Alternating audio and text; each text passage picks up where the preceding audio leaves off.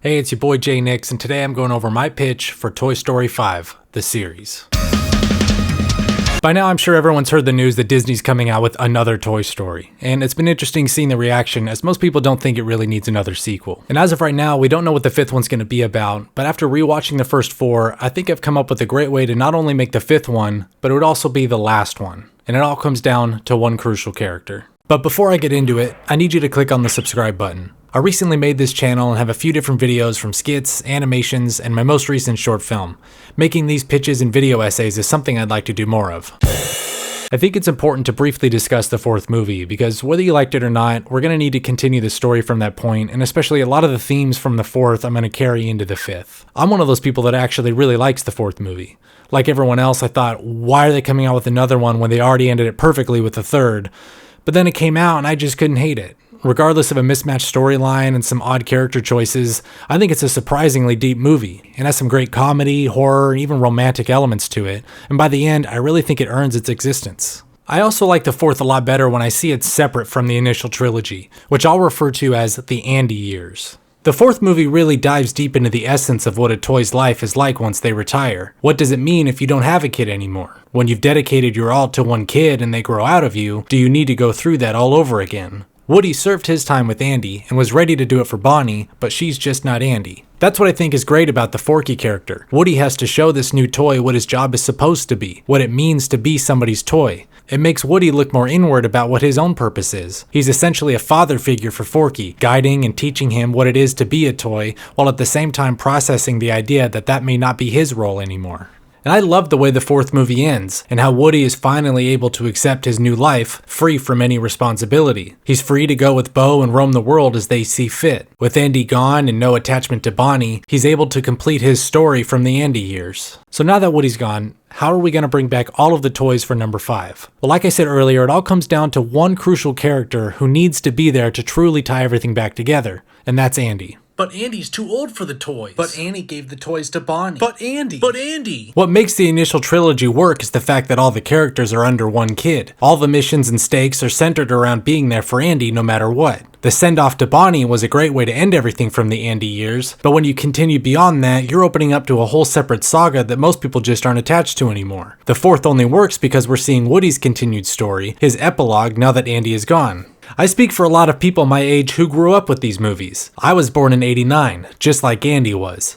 I was his age when the first movie came out, and the rest of the movies came out as I got older. And so in a lot of ways, we aged along with Andy. Him sending off the toys to Bonnie is also our send-off to the next generation. But fuck the next generation. These movies primarily exist because of the love we have given them during the Andy years. If you want to make more Toy Story movies, you're better off making a whole new batch of toys, and honestly, good luck with that. It feels like the fourth was made for the older crowd anyways, the ones who grew up with the franchise. It makes me wonder exactly who the audience is supposed to be. The emotional beats resonate more with people fond of the original trilogy, so in order to truly end things, it only makes sense to return to the place where we all met, Andy's room. The key is to somehow bring it back to the original trilogy while maintaining the events that happened in the fourth, as in Woody's departure. So how do we get the toys back to Andy? I read a lot of people saying the toys should belong to Andy's kids, which seems like the obvious choice, but how is that even possible without Andy having to take them back from Bonnie somehow? Even if he got the toys back, the story would just be him giving them down to his own kids, the next generation, and we've essentially already seen that with Bonnie. It just doesn't work. What would be the best way to reunite all of the toys, tie it back with the original characters, and still leave it ending on a more final note? I think the best way is Andy is dying. Seems a bit dark, don't you think? What about my grandchildren? I thought this was a kid's movie. Yeah, that's why it's animated. Kids like moving colors and funny noises. If you throw in a few gags, they'll be fine. The themes in these movies are far too advanced for a kid to know or give a shit about anyways. So before you think that might be a bit too dark, just remember that the first one showed us that toys were alive. So play nice. And then being blown up. The second showed us what solitary confinement does to a toy's psyche. No, can't go. I won't go back in the dark! And the third has all the toys momentarily accepting their fate as they're about to be burned alive in an incinerator. I don't think this is much of a stretch. Alright, so Andy's dying. What does that even look like? For starters, this takes place 50 years after Andy hands the toys to Bonnie. 50? 50 years? This may seem like a lot of time, but that's why I think this story works better as a short series. Each episode would dive into the characters and their backstories and show how they all come back together. So who's the main character now that Woody is out? I think Buzz is the next best lead, and for multiple reasons. For starters, his character gets worse as the movies went on, especially in the fourth when they portray him as kind of a moron, presumably from the side effects of his reset in the third. He went from being the cool new hero to a dumb side character. So your inner voice advises you. Here he'll get the redemption he deserves, not only from the movies, but also from whatever the fuck Lightyear was, which is obviously not a Toy Story movie, and honestly, I don't see how it's even a movie at all. The gimmick of it being the movie that Andy saw and inspired him to want a Buzz toy doesn't make sense. What 6-year-old watches that movie and wants a toy? That's like a 6-year-old watching The Martian and wanting a Matt Damon doll. It's bullshit and I don't buy it. Buzz is more than capable of being the star. He was almost Woody's successor for Andy, so I think it makes sense that he would be the successor for the lead character. So here's how I imagine this series opening. We start off with a montage of Andy's life, similar to the opening scene in Up. We watch as Andy graduates college and rapidly climbs the corporate ladder. He gets married and has a daughter named Robin. We see Andy as a father watching as Robin quickly grows up around him. Andy's mom passes and leaves him the house, and we see him and his family move back into his childhood home. Andy becomes a grandfather as Robin gives birth to a boy named Ellis. Soon after, Andy's wife passes and his own health begins to decline. The montage ends with Robin and Ellis, now 6, moving in with Andy to help take care of him. All of this, of course, is to a Randy Newman song. From there we go straight into an action sequence with Buzz in an attic. We watch as he expertly maneuvers around boxes and storage containers. His laser is pointed out and he's scanning through the shadows, on the hunt for something unseen. We see that Buzz's colors are faded. He's aged but still capable. A large rat charges him from behind and Buzz skillfully overpowers it. We see Buzz move with style. He still has the action hero within him. He quickly defeats the rat and it retreats through a hole in the wall, which Buzz seals off. Boxes pop open all around him as various toys and holiday decorations like nutcrackers, Halloween skeletons, and Elf on the Shelf come out to thank Buzz for protecting the attic. We see there's an entire community of decorations and forgotten toys from the past, like Furbies, Beanie Babies, and even Raggedy Ann. Since this was originally Andy's mom's attic, I figured she would have some of her old toys up there as well. But none of the other main toys from the series are around. Buzz is clearly the leader and caretaker of the group. A light shines through a vent in the floor and all the toys rush over. Through the vent, we see a room below, a home office with a bed in the corner. Plaques and awards line the walls, but the painted stars are evidence that this is Andy's childhood room turned into an office space. Andy weakly shuffles across the room looking for his glasses. Buzz can see his glasses have fallen under the desk and knows that Andy's not going to be able to find them on his own. He tells the other toys he's going down to help and they all nod in support. Here we see the toys' elaborate way of getting the attic open and the stairs down. Buzz swoops down into the bedroom, navigating across the house with ease. He grabs the glasses and places them on top of his desk just as Andy turns to find them. Robin enters the room and Buzz hides behind a stack of folders. Andy and Robin look out the window at Ellis playing with his toy trucks and tractors in the grass by himself. Andy asks if Ellis is making any friends, and Robin tells him he's just a little younger than the others on the street. Andy begins to cough and Robin tells him to lie down and rest for his doctor's appointment in the morning. She hands him a tablet to read and leaves the room. Buzz watches Andy until he quietly falls asleep. He turns to the window and sees Ellis playing outside. Children play all around him, but Ellis doesn't seem to mind. He's happy alone with his toys. Robin steps out to call Ellis in for the night, and Buzz uses this as an opening to get back into the attic. Once in the attic, Buzz makes his rounds, checking on all the other toys before making camp beside the vent. He checks down below at Andy one more time before falling asleep. And here's where we'd have a nightmare sequence, similar to Woody's in Toy Story 2. In it, we would see Buzz back in Bonnie's room, although Bonnie is now a teenager. All the original toys surround him. Dust starts to fall onto Buzz and the others watch as he slowly becomes covered in it, rapidly drowning in dust like quicksand. One by one, the other toys walk away as Buzz sinks below.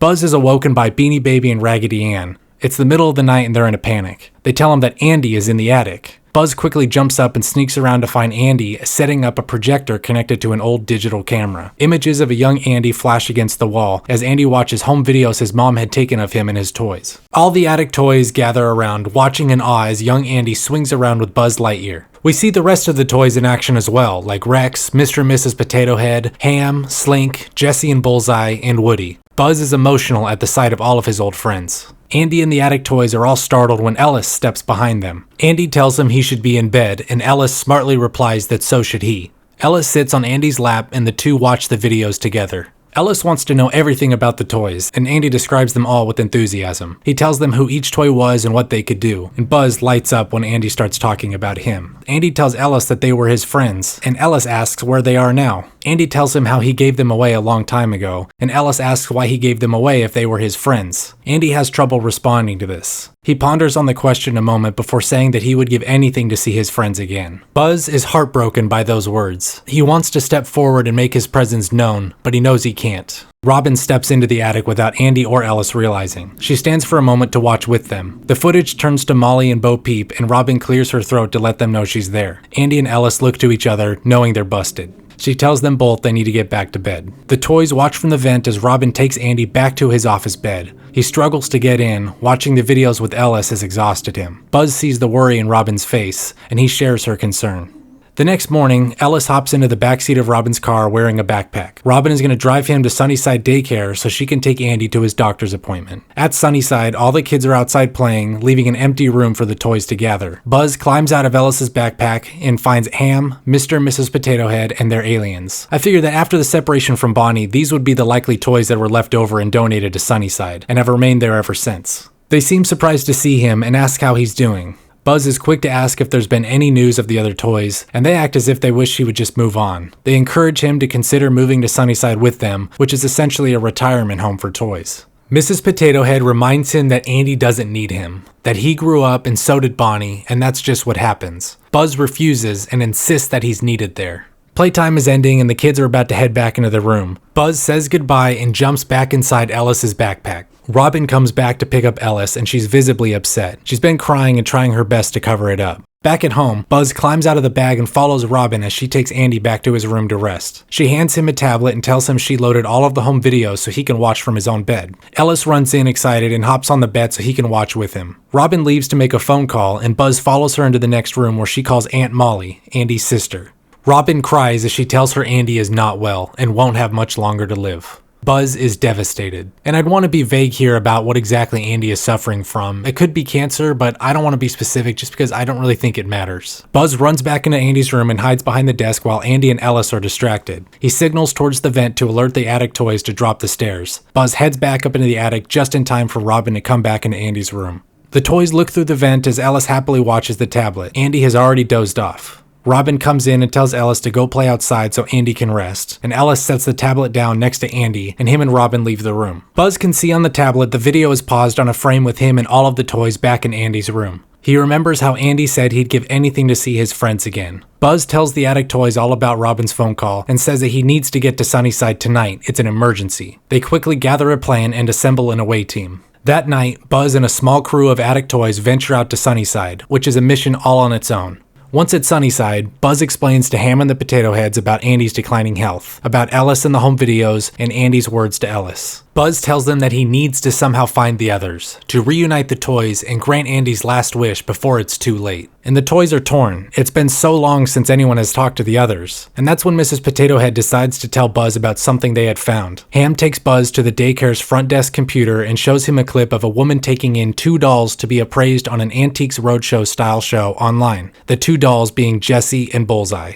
Buzz is in shock. He asks why they've never shown this to him. They explain to him that Jessie and all of the others have moved on. So much time has gone that the days of Andy or even Bonnie are all in the past. Everyone has been separated and that's okay. That's just what happens with toys. Buzz insists on finding her and the others and bringing them back to say goodbye to Andy before it's too late. They ask how he's going to find them in time, especially Woody, who's long gone. He tells them one at a time and that he has to try. He doesn't have long and he needs their help. Buzz reminds them of who Andy was to all of them. They finally agree to team up and track down the toys one by one, starting with their first lead, Jessie and Bullseye. And that's how the episode would end. From there on, each episode would be the adventures of the team tracking down a different toy and going into that toy's backstory of how they got to where they were after the separation from Bonnie. Each newfound toy would have information or a lead on where another toy might be, and one by one we'd build the team back together, all leading to finding Woody. This gives more time for all of the original characters, most of which got lost in the background throughout the sequels, and we would see the initial separation that happens once Bonnie grows out of them, and the various struggles each toy has gone through to get to where they are today. Since Buzz is the main character, we would first find out more of his backstory in the following episode, and what led him back to Andy's house. I think it would be interesting to slowly reveal his backstory throughout the course of the series, leading to the final episode.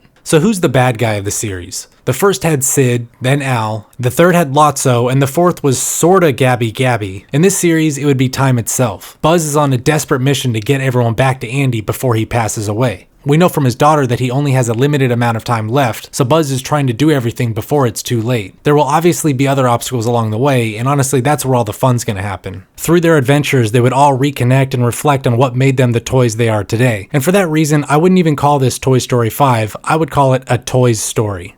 And I did write backstories for each character, but for the sake of this video, I'm not going to include any of those. In fact, I'm more curious to hear what ideas you might have for the other characters' backstories. What do you think would have happened to Rex, Slinky, and the others? In a follow-up video to this one, I'll be going over my ideas for Buzz's backstory, as well as a breakdown of the series finale once the toys find Woody and finally make it back to Andy. Be sure to subscribe to find out how this whole story ends. So that's the idea. Thanks so much for watching and sticking it out to the end. I'd love to know your thoughts in the comments below. What sort of ideas would you have for Toy Story 5? And especially, what sort of toys would you like to see featured in the next movie?